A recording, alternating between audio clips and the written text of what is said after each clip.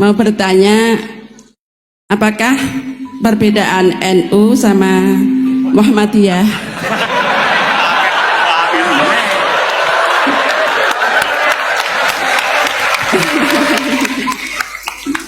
Tadi kan dijabarkan, terus dalam sholat subuh itu kan ada yang pakai doa kunut, ada yang enggak.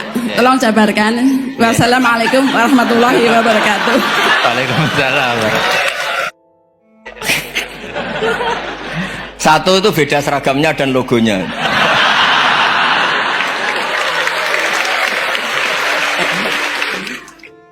Kedua, nama ketua umumnya. Ketiga, tanggal acara besarnya. Muktamar Muhammadiyah dan NU itu beda. Sudah beda satu abadnya. Tentu dulu Muhammadiyah. Tapi begini ya, perbedaan itu nggak bisa dihindari. Karena tadi ada sudut pandang apa? Ada sudut pandang itu nggak bisa dihindari. Ini cerita yang nyata ya. Saya ulang lagi, senyata-nyatanya. Andaikan betul Rasulullah itu hanya kunut 1-2 kali, maka kalau menurut mazhab Syafi'i, apa salahnya melakukan sunnah terus-menerus meskipun Nabi itu melakukan hanya beberapa kali?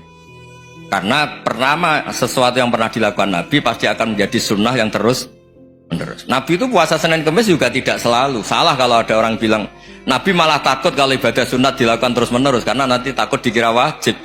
Itu masyhur dalam kaidah usul fikih. Tapi yang tidak kunut juga tidak salah, karena ya tadi Nabi ya pernah kunut, Nabi juga pernah tidak kunut, karena Nabinya orang banyak. Kan bukan Nabi kelompok tertentu, no? Jadi sederhana. Terus menyangkut ini, dengerin betul, sujud. Sujud itu banyak ulama yang mengatakan untuk sah itu harus melibatkan 7 anggota. Umirtu an asjuda ala sab'ati azumin al-jabha wal yaden warrubaten wal qadamen. Saya diperintahkan sujud itu melibatkan 7 anggota, yaitu jabha, yaden 2 tangan, 2 lutut, terus 2 qadamen. Tapi Imam Syafi'i ngendikan, andaikan ada pendapat yang mengatakan ukurannya cukup jabha, maka itu juga benar. Karena Nabi ketika sujud ngendikan sajadalaka waj'i wa sam'i wa basori. Ya Allah telah sujud ke engkau wajah saya, jabha saya. Nabi tidak menyebut tangan, tidak menyebut rubaten, tidak menyebut qadamen. Ini wajah dua wajah, ukurannya itu hanya jabha. Itu kayak iya kayak enggak.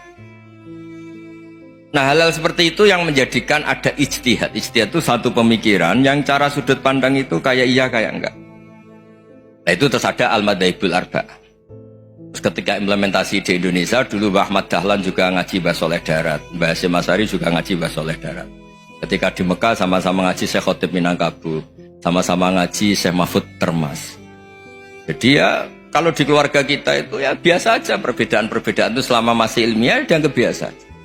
Karena memang ngelola sudut pandang itu nggak bisa ditertibkan. Nabi Yahya itu suka berkawan orang soleh, karena berkawan orang soleh itu enak. Tapi kalau Nabi Isa suka dadani desa-desa tertinggal yang masih macem-macem. Ketika ditanya, kenapa engkau suka berkawan orang-orang gitu? Ana tabibun udawil mardo. Di mana-mana kiai itu ya nyembuhkan yang sakit. Jadi kalau dakwah yang sudah iman tuh akeh tunggale gitu. Tapi dakwah gitu kan tantangan. Itu sudut pandang. Ada nabi itu yang tertawa terus guyon terus. Yang satu murung terus. Ya sama Nabi Isa dan Yahya kan satu angkatan. Mali aroka dohikan fakaan nama tak manumin makrillah. Kamu kok tertawa-tawa terus seakan-akan nggak ada adab saja. Yang satu tanya, mali aroka abisan kaan nakata kenatu mir rahmatillah. Wong kok murung terus, kok donya ora ono rahmat ya. Nah, Anda ini orang hebat. Guyu banter ya iso, nangis banter ya iso. Nah, itu sudah orang kombinasi itu. Isa ya mau, ya mau, Muhammadiyah ya gelem, NU ya gelem. Ya maksudnya sudah biasa aja. Karena tadi konstitusi NU yang mengatakan ibadah harus ikhlas karena Allah, Muhammadiyah juga sama harus ikhlas karena ya sudah, kalau karena Allah sudah selesai kan. Yang menjadi masalah itu kan identitas untuk hadun nafsi, untuk diri sendiri. Kalau kita ikhlas, masalahnya apa? Coba masalahnya apa coba? Imam Syafi'i pernah di Masjid Abu Hanifah yang tidak kunut, beliau nggak kunut. Ketika tanya, lima ada tarok tal kunut, ikroman di hadal madhab. Saya menghormati madhab ini. Jadi ya biasa. Sebaliknya juga sama. Orang-orang Hanafi kalau Imam Syafi'i kunut, ya ikut kunut. Karena kalaupun Anda yakin itu tidak disyariatkan, kamu juga yakin itu tidak membatalkan apa? Sholat. Itu yang perlu dicatat. Kalau Anda tidak yakin sunat, kan tidak yakin kalau itu membatalkan sholat. Jadi sebetulnya kalau dianalisis secara keilmuan itu ya semuanya normal. Karena tadi Rasulullah itu al-bahrul muhit, Nabi itu lautan yang luas sekali. Orang akan mengambil air sesuai kapasitas masing-masing dan akan merasakan kualitas air juga sesuai kapasitas masing-masing. Orang yang sangat haus melihat air seteguk ini luar biasa.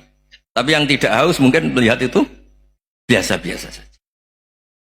Jadi makanya saya mohonlah, sudahlah itu biasa saja, apalagi secara sanad ya sama, secara tradisi sama. Ya soal perbedaan harus dengan NU, antara Muhammadiyah juga biasa beda.